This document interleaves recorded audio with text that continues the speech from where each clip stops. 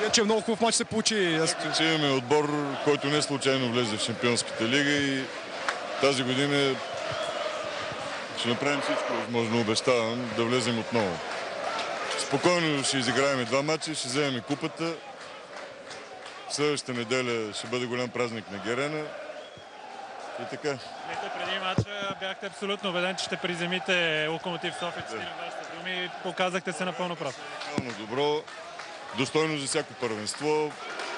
Показахме смързяващо надмощие над Локомотив. Второто време просто спряха да играят. Защо така на някои важни моменти отбора се отпуска? Като повелхте, като че ли понамалихте оборотите? Аз на шега им казах, че ако тази година не успяха, до година искам 100 гола да вкарат. И може би решиха да се оставят за до годината. Отличите ли някой от играчите в днешния матч? Аз съм Валери Домовчийски, отбор играч от европейска класа. Очаквахте ли толкова убедителен успех днес?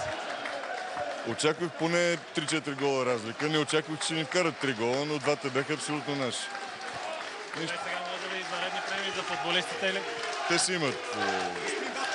Може би не сега момента ви питаме, с кои футболисти Левски ще се раздели след края на сезона. Ние казахме, общо взето обявихме, че към Валери има голям интерес. От Италия и от Англия се появи вече.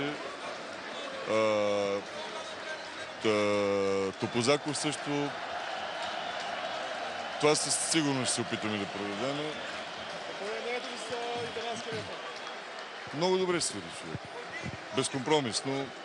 Нямаше спорни моменти, нямаше толериране, ощетяване. Футболисти нямаше да се държат по този начин, ако беше български съдия, за жалост. Тъй като много листи в възпитанието на футболистите. Имаше ли някакви проблеми с вашите фенове при началото на матча или всичко е наред? Аз говорих с делегата и казах, че включително може да стигнем да не изведем отбора, защото никъде не е написано това правило за 10%. Това е нормално спортно състезание в лицензиран стадион и организатори трябва да продават билети на касите, след като има свободни места. Тоест позицията, дали сме ви еди колко си билета, няма да пускаме. Това, че те нямат привърженици, не е наш проблем. Колко билета ви бяха отпуснати в крайна сметка? 2500 и пуснах още 1000 на касите. Сигурен съм, че останаха хора извън стадиона. Това просто не прави чест. Господин Батков, иначе за пореден път невероятна подкрепа от страна на вашата публика. Да, просто поклон, дълбок поклон. Нямам думи.